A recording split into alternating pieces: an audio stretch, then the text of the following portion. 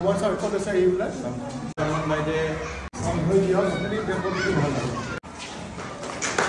আমি এটাই জানিবলগীয়া NEP 2020 ৰাষ্ট্ৰীয় শিক্ষা নীতি এই সভাখনত আপোনালোকে অহাৰ বাবে মই আপোনালোকক সজোৰে নমস্কাৰ জনাইছোঁ লগতে আপোনালোকক ধন্যবাদ জ্ঞাপন কৰিছোঁ আচলতে ৰাষ্ট্ৰীয় শিক্ষা নীতি সম্পৰ্কত কথা ক'বলৈ যোৱাৰ আগতে মই এষাৰি বাক্যৰে আৰম্ভ কৰিব খুজিছোঁ নেলছন মেণ্ডেলা তেওঁ কৈছিলে যে দেশ এখন ধ্বংস হ'বলৈ হ'লে দুটা বস্তুৱে লাগে আমাক কেনেকুৱা দেশ এখন ধ্বংস হৈ যায় যদিহে আমাৰ ল'ৰা ছোৱালীক পৰীক্ষাত নকল কৰিবলৈ দিয়ে আৰু যেতিয়া আমাৰ শিক্ষা ব্যৱস্থা ডিক্লাইন হৈ যায় কোনো এটম বম বা মিছাইলৰ প্ৰয়োজন নাই দেশ এখন ধ্বংস হ'বলৈ হ'লে NPE 1986 চলি আছিলে আমাৰ দেশত অৰ্থাৎ নেশ্যনেল পলিচি অন এডুকেশ্যন 1986 চনৰ পৰা 2020 চনলৈকে সেই খচৰাখনেই চলি আছে আৰু 2020 চনত আমাৰ ইউনিয়ন কেবিনেটে গৃহীত কৰিলে ৰাষ্ট্ৰীয় শিক্ষা নীতি 2020 আৰু তাৰ মূল উদ্দেশ্য হৈছে ইউনিভাৰ্চেলাইজেশ্যন অফ এডুকেশ্যন প্ৰাক প্ৰাথমিক স্তৰৰ পৰা মাধ্যমিক স্তৰলৈকে যিসকল ড্ৰপ আউট ষ্টুডেণ্ট আছে সেই ষ্টুডেণ্টসকলক যাতে আমি পুনৰ মেইন ষ্ট্ৰীমলৈ ঘূৰাই আনিব পাৰোঁ সেয়া হৈছে এক উদ্দেশ্য তাৰ লগতে আমাৰ আগতে যিটো ষ্ট্ৰাকচাৰ আছিলে 10+2 ষ্ট্ৰাকচাৰ সেয়া ৰিপ্লেচ হৈ এতিয়া হৈছে 5+3+3+4 এই শিক্ষানীতিখনত টেকনিকেল এডুকেশ্যনৰ ওপৰত গুৰুত্ব দিছে ভকেশ্যনেল এডুকেশ্যনৰ ওপৰত গুৰুত্ব দিছে লগতে গুৰুত্ব দিছে অতিকৈ যে আমাৰ ল'ৰা ছোৱালীখিনিয়ে কম্পিউটাৰ এডুকেশ্যন কম্পিউটাৰৰ শিক্ষা কম্পিউটাৰৰ জ্ঞান তেওঁলোকে লাভ কৰিবই লাগিব তাৰে কোনো বিকল্প নাই মই ভাগকেইটাৰ বিষয়ে অকণমান ক'ব খুজিছোঁ আৰু এই ৰাষ্ট্ৰীয় নীতিখন 29 জুনত গৃহীত হয় ইউনিয়ন কেবিনেটে গৃহীত কৰে আৰু তাৰ চেয়াৰমেন হিচাপে আছিলে ডক্টৰ কে কৃষ্ণনন্দন তেওঁ ইয়াৰে হেড আছিলে তেওঁক ইয়াৰে দায়িত্ব দিয়া হৈছিল ministry of human resource ডেভেলপমেণ্টে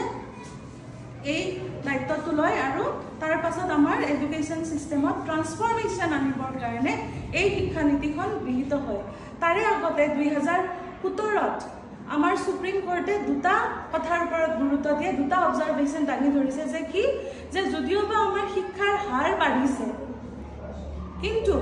human বিহেভিয়াৰটো আমি ৰেক্টিফাই কৰিব পৰা নাই আমি হিউমেন ভেলিউজবিলাক আমাৰ ছ'চাইটিৰ পৰা আমাৰ সমাজৰ পৰা নাইকিয়া হ'ব ধৰিছে প্ৰায় গতিকে আমাক এডুকেশ্যন ছিষ্টেমত আমাক এটা ট্ৰান্সফৰ্মেশ্যন লাগে আৰু তাৰ সেই ট্ৰান্সফৰ্মেশ্যনেৰে ফল হৈছে NEP 2020 ইয়াত আপোনালোকক আজি ইয়াত আমি লগ হোৱাৰ মেইন কাৰণ হৈছে যে আমি NEPৰ বিষয়ে অকণমান গম পাইছোঁৱে আমাৰ 12লৈকে যিখিনি আমাক লাগে কিন্তু ষ্টেক হোল্ডাৰ্ছ হিচাপে কমিউনিটি মেম্বাৰ্ছ হিচাপে আমাৰ কি কৰণীয় আছে আমি কি কি ষ্টেপ লোৱা উচিত আমাৰ ৰোল কি তাৰ আগতে মই ক'ব খুজিছোঁ এই যিটো ষ্ট্ৰাকচাৰ 5+3+3+4 তাৰে প্ৰথম যিটো ডিভিজন আছে অৰ্থাৎ 5 ইয়াৰ্ছ তাক দুটা স্তৰত ডিভাইড কৰা হৈছে প্ৰি স্কুল আৰু তাৰপাছত ক্লাছ 1 আৰু ক্লাছ 2 সেই অৱস্থাত আমি ল'ৰা ছোৱালীৰ কোনো ধৰণৰ আমি পৰীক্ষা পাতিব নোৱাৰোঁ তেওঁলোকৰ কোনো ধৰণৰ ইউনিফৰ্ম নাথাকে তেওঁলোকক ক'ত ভৰ্তি কৰোৱা হ'ব অংগনবাদীসমূহত বাল ভাতিকাসমূহত সেইসকলত তেওঁলোকক এডমিশ্যন দিয়া হ'ব আৰু সেইখিনি সময়ত তেওঁলোকে কি কৰিব কি মেথডেৰে শিকিব প্লে খেলিবলৈ দিয়া হ'ব আৰু তাৰ পাছৰ ষ্টেপটো হৈছে ক্লাছ 1 এণ্ড ক্লাছ 2 আৰু সেই সময়টো কিন্তু কোনো ধৰণৰ পৰীক্ষা বা কোনো ধৰণৰ ইউনিফৰ্ম নাথাকে তাৰ পাছৰ স্তৰটো ষ্টেজটো যাক আমি কওঁ ফাউণ্ডেশ্যনেল ষ্টেজ সেইটো হৈছে 3 ইয়াৰ্ছ তাত কি হ'ব ক্লাছ 3, 4 এণ্ড 5 আমি সেই সময়ৰ পৰা পৰীক্ষা আৰম্ভ হ'ব কিন্তু তেওঁলোকক শিকোৱা হ'ব এক্টিভিটি বেছড লাৰ্ণিং আৰু প্ৰিফাৰেবলি আমাৰ ৰাষ্ট্ৰীয় শিক্ষা নীতিখনে কৈছে যে আমি মাদাৰ টাং মাতৃভাষাত আমাৰ মিডিয়াম অফ ইনষ্ট্ৰাকশ্যন আমাৰ মাদাৰ টাং হোৱা উচিত কিন্তু কিছুমান স্কুলে যদি বিচাৰে তেওঁলোকে ইংলিছতো তেওঁলোকৰ ইনষ্ট্ৰাকশ্যন দিব পাৰে সেই সুবিধাটোও কিন্তু তাৰে লগতে দিয়া হৈছে তাৰ পাছৰ ষ্টেপটো হৈছে মিডিল ষ্টেজ অৰ্থাৎ কিমান হ'ব 6, 7, 8 সেই সময়ত তেওঁলোকে পৰীক্ষাটো থাকিবই তেওঁলোকৰ লগতে তেওঁলোকক কম্পিউটাৰৰ শিক্ষাৰে শিক্ষিত কৰিব লাগিব তেওঁলোকক ভোকেশনাল এডুকেশ্যনৰ ব্যৱস্থা আমি কৰিব লাগিব তেওঁলোকক টেকনিক্যাল এডুকেশ্যনৰ ব্যৱস্থা কৰিব লাগিব কাৰণ এভৰি চাইল্ড ইজ ইউনিক সকলোৰে পঢ়াৰ ষ্টাইলটোও বেলেগ আৰু তেওঁলোকে প্ৰত্যেকে সকলোৱে যে ডক্টৰ ইঞ্জিনিয়াৰ হ'ব লাগিব সেয়া নহয় কোনোবা এজন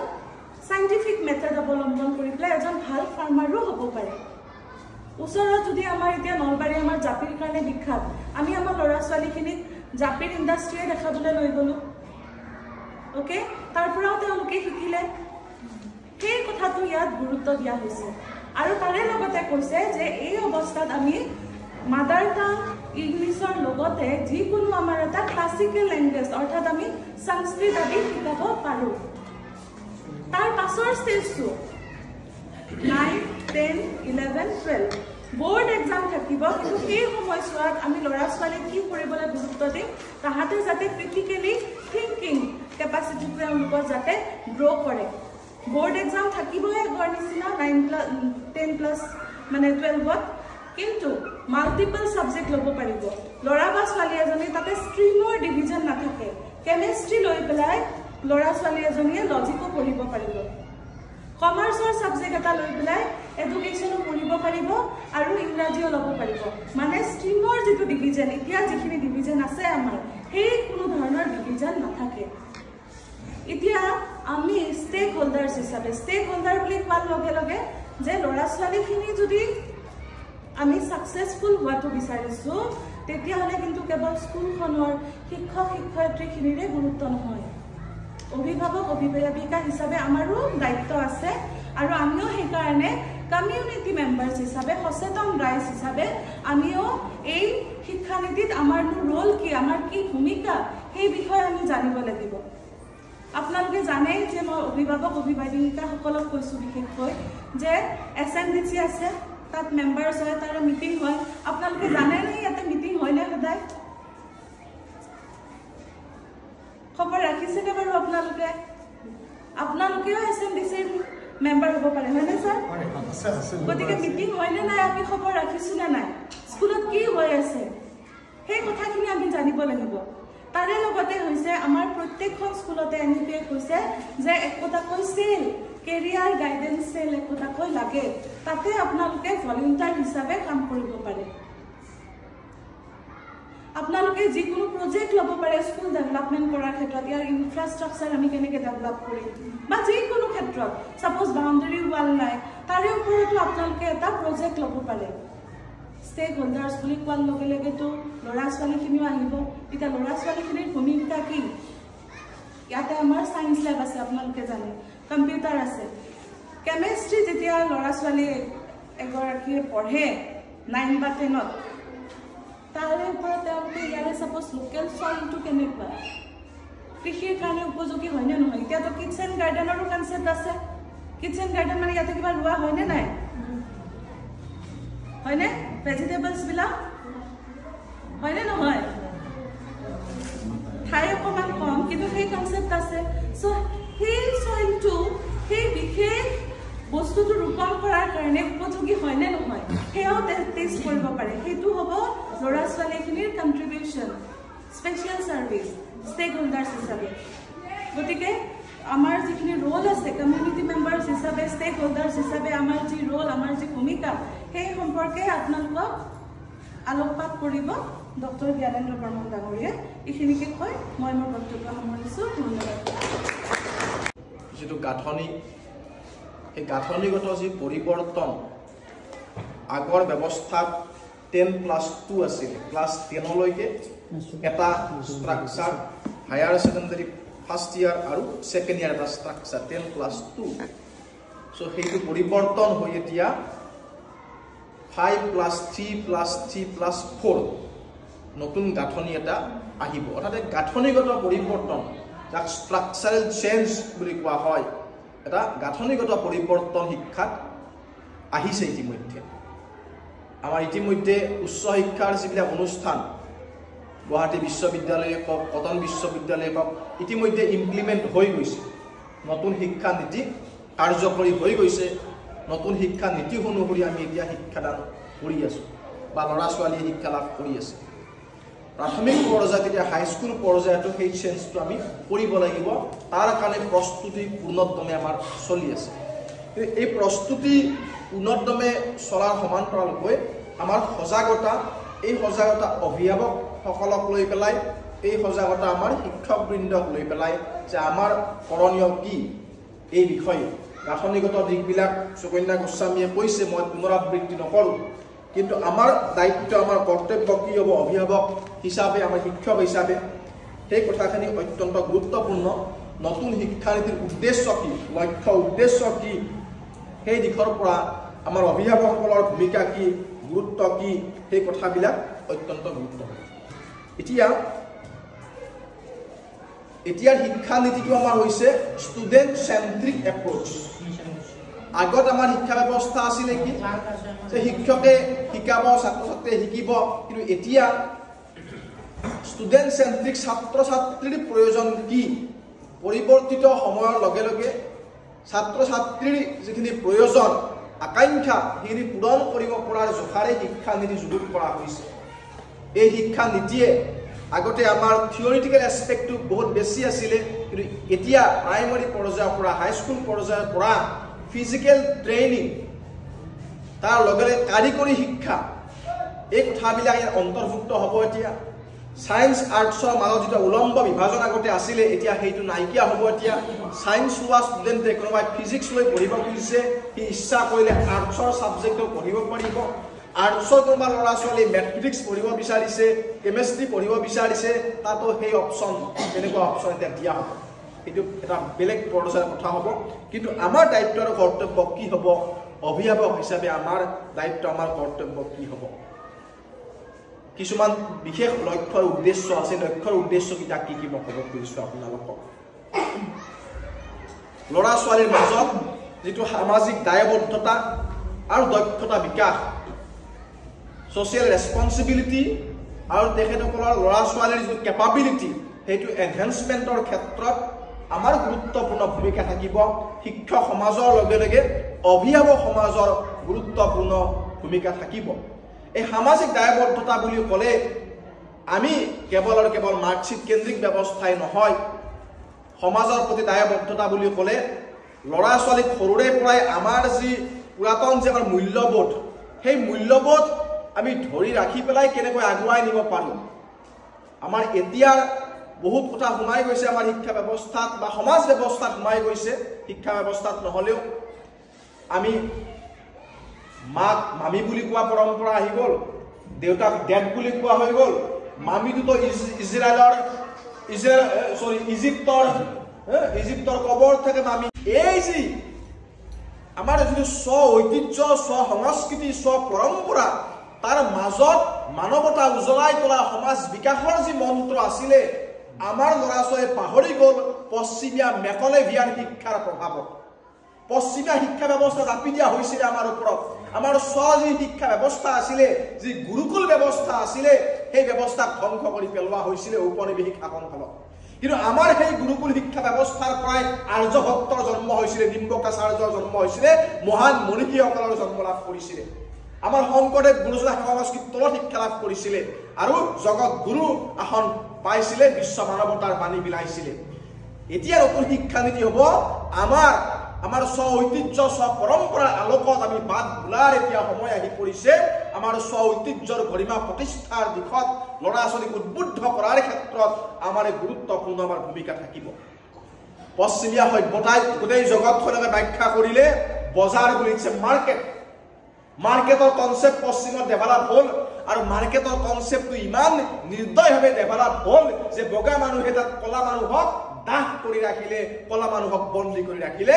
তাৰ পৰা আমেৰিকাত স্লেভাৰী চিষ্টেম হ'ল যিটো আব্ৰাহাম লিংকনে নাইকিয়া কৰিছিলে আমেৰিকাত আপোনালোকে জানে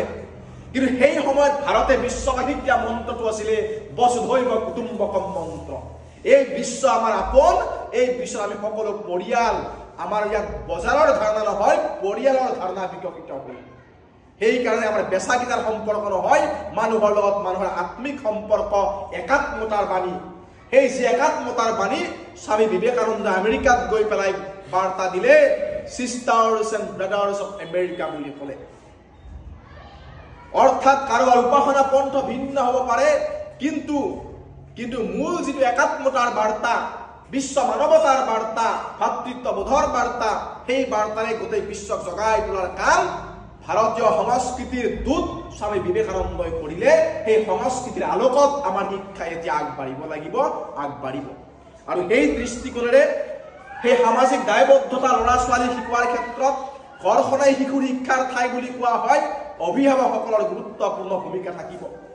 আপোনালোকে শিশুক কি ধৰণে শিকাব তাৰ ওপৰত শিশুৰ ভৱিষ্যত বহুত পৰিমাণে নিৰ্ভৰ কৰিব। কি পৰিৱেশ দিব সেইটো নিৰ্ভৰ কৰিব। পৰিৱেশ বুলি ক'ব যাওঁতে মই অতি দুখজনকভাৱে, অতি দুখিত যদিও ভাল নলগা দুই এটা কথা ক'ব খুজিছোঁ। আমাৰ সমাজত আজি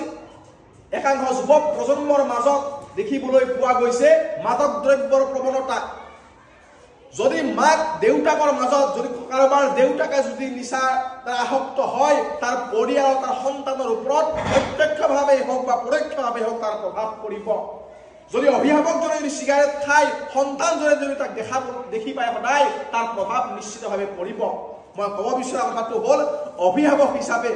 আমাৰ সন্তানক মানৱ সম্পদ ৰূপে গঢ়াৰ স্বাৰ্থত, প্ৰমূল্য ভিত্তিক, প্ৰমূল্য থকা নাগৰিক হিচাপে গঢ়াৰ স্বাৰ্থত ঘৰত উপযুক্ত পৰিৱেশ আমি দিব লাগিব। আৰু সেই পৰিৱেশ আমাৰ সমাজত যি দেখিবলৈ পোৱা গৈছে এতিয়া একাংশৰ মাজত মদ নিচাৰ প্ৰৱণতা, যি আমাৰ সমাজখনক বাধাগ্ৰস্ত কৰি ৰাখিছে, বিকলাংগ কৰি ৰাখিছে, একাংশক সেই প্ৰৱণতা দূৰ কৰাৰ যিটো বুনিয়াদ, সেই বুনিয়াদ কিন্তু নিৰ্মাণ হ'ব লাগিব পৰিয়ালত। প্ৰথম নিৰ্মাণ হ'ব, তাৰ পিছত শিক্ষক সমাজে সেই দায়িত্ব পালন কৰিব। কিন্তু আমি আদৰ্শ হ'ব লাগিব সন্তানৰ সন্মুখত, আমাৰ শিক্ষকসকলৰ আদৰ্শ হ'ব লাগিব। যদি আমি মই যদি চিগাৰেট খাওঁ, যদি মই মদ্যপান কৰোঁ, তেতিয়াহ'লে মোৰ সন্তানক মদ্যপান নকৰিবলৈ কোৱাৰ কি অধিকাৰ থাকিব? মই এজন শিক্ষক হিচাপে মোৰ দায়িত্ব যে মোৰ 9 বজাত ক্লাছ আছে, কিন্তু মই যদি 9 বজাত নাহি পেলাই 10 বজাত আহোঁ, তেতিয়াহ'লে ছাত্ৰ ছাত্ৰীক মই পাংচুৱেল হ'বলৈ কোৱাৰ মোৰ কি নৈতিক অধিকাৰ থাকিব? সেইকাৰণে লেটছ ছেট দ্য এক্সাম্পল। উপদেশতকৈ আহি ভাল, আমাৰ জীৱনৰ মাজেৰে আমি সেই আদৰ্শ প্ৰতিষ্ঠা কৰিব লাগিব। আমি যি পৰিৱেশ নিৰ্মাণ কৰিম, সেই পৰিৱেশত সমাজে বাদ বুলিব। আমি সততে শুনিবলৈ পাওঁ দুৰ্নীতিৰ কথা, আগতে বহুত বেছি আমি শুনা পাইছিলোঁ, কিন্তু এই দুৰ্নীতিৰ বিৰুদ্ধে আমি বহুত শুনো, সকলোৱে কয়, কিন্তু let's be the change we want to see in the society. সেইটো কথা মহাত্মা গান্ধীয়েও কৈছিলে। আমি সমাজখন যেনেকুৱা ৰূপত চাবলৈ বিচাৰোঁ, সমাজখনত সন্মুখত আমি আমাৰ জীৱন পদ্ধতিৰ মাজেৰে তাক প্ৰতিফলিত কৰিব লাগিব। আৰু সেই আদৰ্শ, সেই উদাহৰণ আমাৰ সন্তানৰ সন্মুখত আমি ৰাখিব লাগিব। কেনেকৈ ৰাখিম? কেনেকুৱা কাহিনী, মহাপুৰুষৰ জীৱনৰ বাণীৰ পৰা আমি সেই উদাহৰণ ল'ৰা ছোৱালীৰ সন্মুখত আমি প্ৰতিষ্ঠা কৰিব পাৰোঁ। এবাৰ চাণক্যৰ নাম আমি সকলোৱে শুনিছোঁ। চাণক্যই যেতিয়া এবাৰ চাণক্যৰ ওচৰলৈ এগৰাকী মাতৃ গ'ল সন্তান এটা লৈ পেলাই, সন্তানৰ সমস্যা নিৰাময়ৰ কাৰণে। চাণক্যই তেতিয়া চাকিৰ পোহৰত কাম কৰি আছিলে, ৰজাই কাম দিছিলে, ৰজাৰ কাম কৰি আছিলে। এই মাতৃগৰাকী যেতিয়া চাণক্যৰ ওচৰলৈ গ'ল, চাণক্যই চাকি গছি নুমাই পেলালে আৰু ঘৰৰ ভিতৰত সোমাই গ'ল। মাতৃগৰাকী আচৰিত হ'ল যে মই এটা সমস্যাৰ সমাধান বিচাৰি আহিছোঁ, কিন্তু চাণক্যই কি আচৰিত আচৰণ কৰি পেলাই চাকি গছি নুমাই সন্ধিয়া সময় ঘৰৰ ভিতৰত সোমাই গ'ল। কিছু সময় আচৰিত হৈ তেনেকৈ থাকোঁতে চাণক্যই আন এগছি চাকি লৈ আহি পেলাই মাতৃগৰাকীৰ সন্মুখত আহিল। মাতৃগৰাকীয়ে সুধিলে, আচাৰ্য, মই সমস্যাটোৰ কথা আপোনাক ক'ম, কিন্তু তাৰ আগত মই অতি বিনম্ৰভাৱে জানিবলৈ কৌতূহল জাগিছে মোৰ যে চাকি গছি মই অহাৰ লগে লগে আপুনি নুমাই দিলে, মই কথাটো ক'ব আৰম্ভ কৰোঁতে চাণক্যই তেতিয়া ক'লে, তোমালোক যেতিয়া মোৰ ওচৰলৈ আহিছিলা, মই যি গছি চাকিৰ পোহৰত কাম কৰি আছিলোঁ, সেই চাকি গছিৰ তেল ৰজাই দিছিলে মোক, কাৰণ ৰজাৰ কাম কৰি আছিলোঁ, ৰজাই তাৰ খৰচ বহন কৰিছিলে। এতিয়া তুমি মোৰ ওচৰলৈ সমস্যাৰ সমাধান বিচাৰি আহিছা মই ৰজাৰ চাকিৰ পোহৰত কিয় সেই পৰামৰ্শ দিম সেইটো হ'ব দুৰ্নীতি কাৰণ ৰজাই এটা কামৰ কাৰণে মোক খৰচ দিছে সেই খৰচ মই বেলেগত কিয় খৰচ কৰিম বোলে মোৰ নিজৰ সামৰ্থৰে মই যি চাকি জ্বলাইছো তেল সলিতা জ্বলাইছো সেই চাকিৰ পোহৰত মই তোমাৰ সমস্যাৰ সমাধান দিবলৈ চেষ্টা কৰিম দুৰ্নীতি বিৰোধী এক্সাম্পল উৎকৃষ্ট এটা উদাহৰণ ইয়াত কি হ'ব পাৰে ৰজাই চাব নাহিলেহেঁতেন চাকি গৈছে সৰু কথা তেল কিমান খৰচ হ'ব কিন্তু নিদৰ্শন প্ৰতিষ্ঠা কৰি থৈ গৈছে সমাজত সেই নিদৰ্শন সেই মূল্যবোধ সৰুৰ পৰাই যদি আমি ল'ৰা ছোৱালীক দিম মই ভাবোঁ তেতিয়াহ'লে আমি আকাংক্ষা কৰা আদৰ্শৰ সমাজখন আমি পাম আমাৰ ল'ৰা ছোৱালীক নতুন শিক্ষা নীতিয়ে গুৰুত্বপূৰ্ণ কিছুমান বিষয়ক আলোকপাত কৰিছে আৰু এটা হ'ল আমি যে শিক্ষা প্ৰদান কৰিম শিক্ষা প্ৰদান কৰোঁতে সামাজিক মূল্যবোধৰ লগে লগে পৰিৱেশ সুৰক্ষাৰ কথা অত্যন্ত গুৰুত্বপূৰ্ণ পৰিৱেশ সুৰক্ষাৰ প্ৰতি আমি আমাৰ ল'ৰা ছোৱালীক সংবেদনশীল সজাগ কৰিব লাগিব সেই কথা আপোনালোকে লক্ষ্য ৰাখিব লাগিব ল'ৰা ছোৱালীক নাগৰিক হিচাপে নিজৰ কৰ্তব্য নিজৰ দায়িত্ব পালনৰ কাৰণে অনুপ্ৰাণিত কৰিব লাগিব আৰু দায়িত্ব আৰু কৰ্তব্য বুলি ক'লে বহুত সময়ত আমি আমাৰ অধিকাৰ সম্পৰ্কে সজাগ সচেষ্ট হৈ থাকোঁ অধিকাৰৰ নামততো বহুত আন্দোলনো আমি দেখিছোঁ কিন্তু আমাৰ কৰ্তব্য কি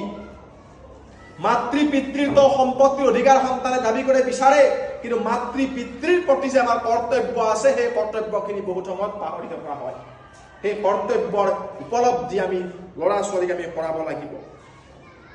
আন এটা দায়িত্ব কৰ্তব্যৰ ভিতৰত public property safeguard the public property ৰাজহুৱা সম্পত্তি সেই ৰাজহুৱা সম্পত্তিখিনিও আমাৰ সম্পত্তি সেইখিনিও মোৰ একাত্মীয়তা আছে এতেকে নষ্ট কৰিব নালাগে এই সৰু সৰু কথা আপাতত দৃষ্টিত সৰু সৰু কথা য'তে ত'তে পিক পেলাব নালাগে আপাতত দৃষ্টিত সৰু সৰু কথা কিন্তু এই সৰু সৰু কথাৰ মাজতে কিন্তু আমাৰ জাতীয় চৰিত্ৰৰ প্ৰকাশ ঘটে যেনেকৈ বিন্দুৰ মাজত সিন্ধুৰ প্ৰকাশ পোৱা যায় সেই ধৰণে আমাৰ টু ডেভেলপমেণ্ট অফ সাইণ্টিফিক টেম্পাৰ আন এটা আমাৰ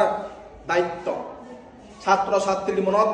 আমি সৰুৰে পৰাই এক যুক্তিবাদী চিন্তা চৰ্চা বিকশাই তুলিব লাগে অন্ধবিশ্বাস কুসংস্কাৰ বিৰোধী এক মানসিকতা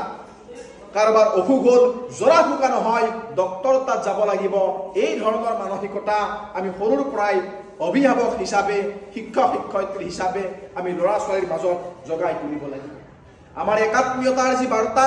সেই বাৰ্তা একাত্মীয়তাৰ বাৰ্তা মানে কেনেকুৱা দায়িত্ব কৰ্তব্য মানে কেনেকুৱা সামাজিক সৌহাৰ্দ্যৰ এটা নিদৰ্শন নতুন এডুকেশ্যন নতুন শিক্ষা নীতিয়ে কৈছে যে সামাজিক দায়বদ্ধতা সামাজিক সুৰক্ষা সামাজিক সৌহাৰ্দ্যৰ মূল মন্ত্ৰটো কেনেকুৱা হ'ব পাৰে সামাজিক সৌহাৰ্দ্যৰ মন্ত্ৰ আমাৰ ঋষি মুনিসকলে দি থৈ গৈছে আমাৰ দৰ্শনে কৈছে অদ্বৈত দৰ্শনে কৈছে যে মোৰ ভিতৰত যি ব্ৰহ্ম বিদ্যমান সেই একেই ব্ৰহ্ম আপোনাৰ ভিতৰতো বিদ্যমান মহাপুৰুষ শংকৰদেৱ গুৰুজনাই বেলেগ ধৰণে কৈছে সুবৰ্ণ কুণ্ডলে যেন নাহিকে অন্তৰ অৰ্থাৎ এগৰাকী মাতৃয়ে বা ভগ্নীয়ে যেতিয়া কাণত সোণৰ অলংকাৰ পিন্ধিব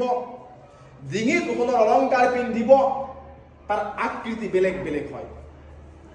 তাৰ ডিজাইন বেলেগ বেলেগ হয় কিন্তু তাৰ মূল যে ধাতু যদি গলাই দিয়া যায় দেখিবা মূল ধাতুটো কিন্তু কোনো পাৰ্থক্য নাই কোনো হিন্দিৰ নাই কি কোনে কাণত পিন্ধা সোণৰ আকৃতি বেলেগ ডিঙিত পিন্ধা সোণৰ আকৃতি বেলেগ কিন্তু দুইটা গলাই দিলে এক ধাতুৰে নিৰ্মিত আমাৰ দৰ্শনেও সেই কথাই কৈছে আপোনাৰ ভাষা বেলেগ হ'ব পাৰে আপোনাৰ বেশ ভূষা বেলেগ হ'ব পাৰে দেখিবলৈ মই আপোনাৰ পৰা বেলেগ হ'ব পাৰোঁ কিন্তু আমাৰ ভিতৰত এক ব্ৰহ্ম সত্তা বিদ্যমান এতেকে আমি অভিন্ন আমি এক আপাতত দৃষ্টিৰে আমি বেলেগ বেলেগ হ'ব পাৰোঁ কিন্তু অন্তৰ্নিহিত যিটো সত্তা সেই সত্তাটো এক একাত্মতাৰ এই মন্ত্ৰই আমাক শিকাব কি এই মন্ত্ৰই আমাক শিকাব ভাতৃত্ববোধৰ বাৰ্তা ঈৰ্ষা হিংসা মুক্ত সমাজ গঢ়াৰ কাৰণে সহায়ক হ'ব ল'ৰা ছোৱালীৰ মাজত ঈৰ্ষা হিংসা নহয় ভাতৃত্ববোধৰ বাৰ্তা ভাৱ জাগ্ৰত কৰিব লাগিব অভিভাৱক হিচাপে আমি যেতিয়া কাৰোবাৰ লগত কম্পেয়াৰ তুলনা কৰি অমুকে পাইছে অমুক নম্বৰ তই কিয় নাভাবি বুলি তাক প্ৰেছাৰ দিম তাৰ পৰাই কি হ'ব ঈৰ্ষা হিংসাৰ জন্ম হয় আমি ক'ব নোৱাৰাকৈয়ে অভিভাৱকসকলে আমি সেইটো কৰি আহিছোঁ কাষৰ ল'ৰাটোৱে যদি বেছি নম্বৰ পালে 80 পালে মোৰ ল'ৰাটোৱে 70 পালে আমাৰ ভিতৰত আমাৰ ঈৰ্ষা হিংসা জাগি উঠে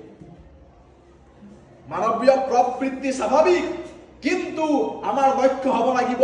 নৰৰ পৰা নৰোত্তম হোৱা নৰোত্তমৰ পৰা নাৰায়ণ হোৱা নৰৰ পৰা নৰ পিশাচ হ'ব পাৰে কিন্তু সেইটো আমাৰ লক্ষ্য নহয় নৰৰ পৰা নৰোত্তম নৰোত্তমৰ পৰা নাৰায়ণ হোৱা আমাৰ লক্ষ্য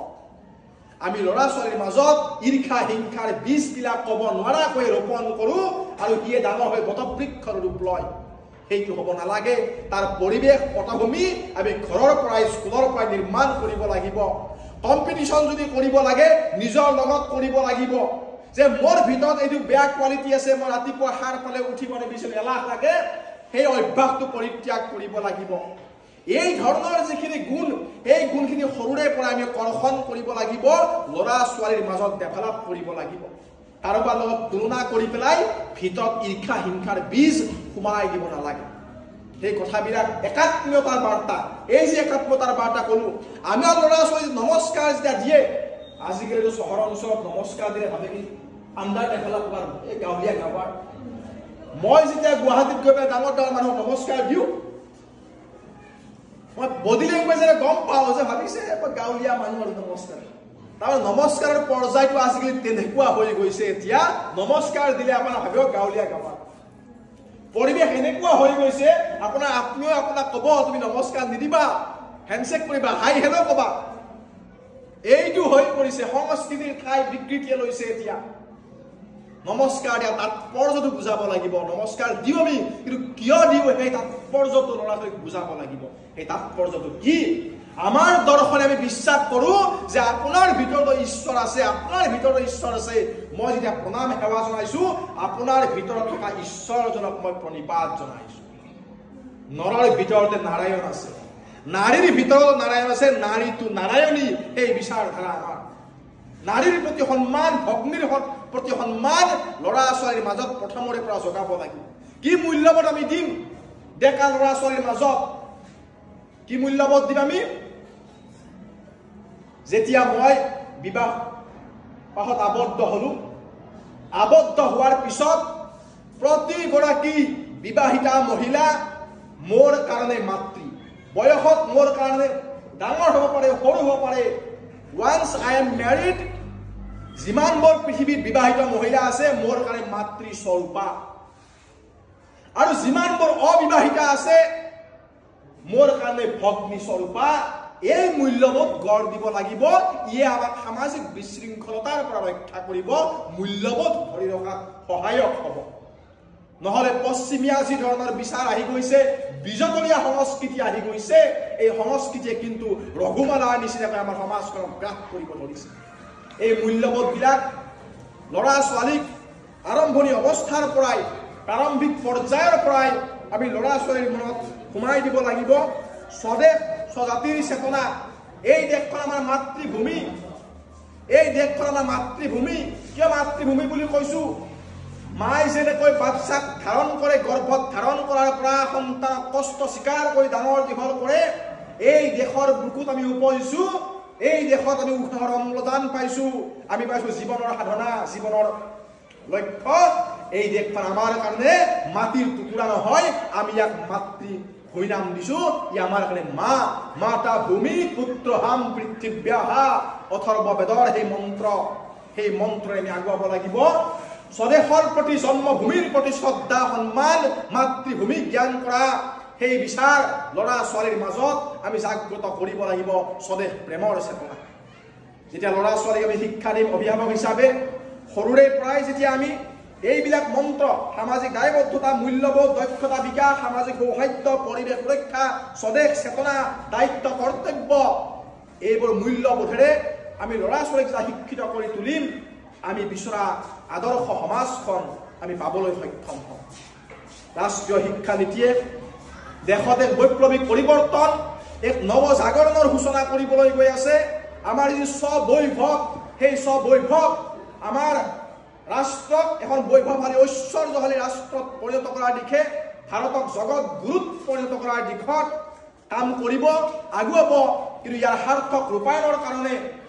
আমাৰ অভিভাৱকসকলৰ আমাৰ শিক্ষক সমাজৰ ভূমিকা আছে সেই ভূমিকা আমি পালন কৰিব লাগিব যি নতুন ষ্ট্ৰাকচাৰ আহিব পাঠ্যপুথি আহিব যিটো প্ৰি প্ৰাইমাৰী লেভেলৰ কথা কোৱা হৈছে 5 + 3 + 3 + 4 এই 5 প্ৰথম 5 বছৰৰ দুটা পাৰ্টত পকাইছে 3 বছৰ এটা পাৰ্টত দুটা বছৰ এটা পাৰ্টত কি কৰিব লাগিব আপোনালোকে শিক্ষক হিচাপে তাত খেলা ধূলাৰ মাজেৰে ল'ৰা ছোৱালীক শিকাব লাগিব খেলা ধূলাৰ মাজেৰে মানে কেনেকুৱা তেওঁলোকৰ ওপৰত যাতে কোনো ধৰণৰ মানসিক প্ৰেছাৰ নপৰে সেইটোৰ প্ৰতি সজাগ সতৰ্ক হৈ থাকিব লাগিব সেই কাৰণে এইটো পৰ্যায়ত কোনো পৰীক্ষাৰ বাধ্যবাধকতা পৰীক্ষাৰ কথা থাকিব কাৰণ যেতিয়া আমি আজিকালি বহুত খেলা ধূলাৰ সামগ্ৰীবিলাক আছে 1 2 3 4 এই মিলাব লাগে মিলাই এইবিলাক 1 ৰ লগত 2 মিলাব 2 ৰ লগত 3 মিলাব এই ধৰণে অৰ্থাৎ এইটো learning through enjoyment Learning should not be harassment, learning should be an enjoyment. এই কথাটো নতুন শিক্ষা নীতিয়ে আগুৱাব খুজিছে আনিব খুজিছে তাৰে পিছত পৰ্যায়ক্ৰমে নিউমাৰিকেল এবিলিটি ম্যাথমেটিকেল কথাবিলাক আহিব সাইন্টিফিক কথাবিলাক আহিব এই ষ্ট্ৰাকচাৰ মতে আমাৰ পাঠ্যপুথি গোটেই প্ৰস্তুত হৈ আছে যুগুত হৈ আছে আমাৰ শিক্ষক সমাজে এই গাঁথনিত নিজকে নতুন যি সুযোগ সম্ভাৱনাবিলাক আহিছে এই সুযোগ সম্ভাৱনাবিলাক গ্ৰহণ কৰি আগতে যিবিলাক প্ৰত্যাহ্বান আছিল প্ৰত্যাহ্বানসমূহ প্ৰতিৰোধ কৰি আগুৱাই মই ভাবো আমাৰ শিক্ষক সমাজে তাৰ লগতে সহযোগী হিচাপে আমাৰ অভিভাৱক মণ্ডলীয়ে এই নতুন শিক্ষা নীতিৰ সফল ৰূপায়ণত সকলোৱে সহযোগ কৰিব নতুন শিক্ষা নীতি ৰূপায়ণ হ'ব আৰু সমাজৰ অভিভাৱকসকলৰ দায়িত্ব আৰু এটা কথা ৰৈ গৈছে মোৰ দুটামান বিন্দু মই ক'ব খুজিছোঁ যিটো সোশিয়াল ৰেসপন্সিবিলিটি আমাৰ অভিভাৱকসকলৰ সামাজিক দায়বদ্ধতা বিদ্যালয়খনে যেতিয়া গুড ইনিচিয়েটিভ এটা লৈছে ধৰা হ'ল বৃক্ষৰোপণ কাৰ্যসূচী এটা লৈছে মই আমাৰ শিক্ষাগুৰুসকলক আগ্ৰহ কৰিম যেতিয়া এনেকুৱা যেতিয়া কাৰ্যসূচী লোৱা হ'ব অভিভাৱকসকলক সমাজৰ প্ৰতিনিধিক জড়িত কৰি এনেকুৱা আশ্ৰয় যেতিয়া ৰূপায়ণ কৰা হ'ব ই সফল হ'ব আৰু এই কাৰ্যসূচীখিনিত অভিভাৱকসকলে অনুভৱ কৰিব যে এই স্কুলখন আমাৰে স্কুল আমি ইয়াক সুৰক্ষা দিব লাগিব ইয়াক ৰক্ষণাবেক্ষণ দিব লাগিব তেনেকুৱা ধৰণে স্বেচ্ছামূলক সেৱা অভিভাৱকসকলে সমাজৰ প্ৰতিনিধি হিচাপে স্বেচ্ছামূলক সেৱা কিবা যদি অনুদান প্ৰয়োজন হয় অনুদান তেনেকুৱা ধৰণে সেৱা আগবঢ়াই আপোনালোকে আপোনালোকৰ এই অনুষ্ঠানৰ প্ৰতি আপোনালোকৰ যোগদান আপোনালোকে দিব পাৰে